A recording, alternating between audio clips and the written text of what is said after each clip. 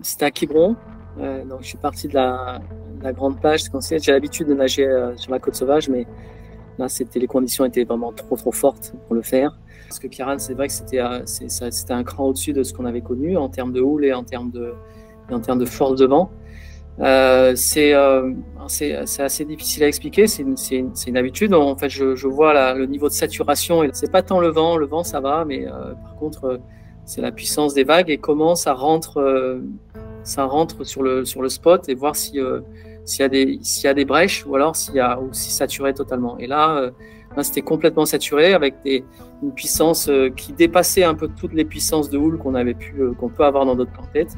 Et donc, j'ai estimé qu'il était préférable d'éviter et de ne pas tenter. L'inconscient, ce serait d'aller sans savoir nager ou peu. L'inconscient, ça serait d'y aller sans connaître et sans avoir suffisamment d'expérience pour analyser si justement c'est entre guillemets raisonnable ou pas.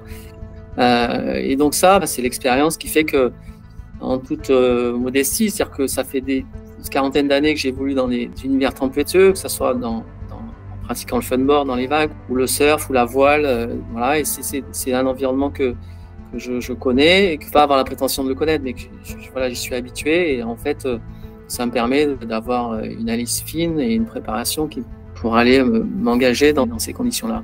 J'ai toujours peur, en fait, et heureusement qu'on a peur. La peur, ça permet aussi, voilà, d'étudier au maximum le site, les conditions pour être le plus, on va dire, raisonnable possible.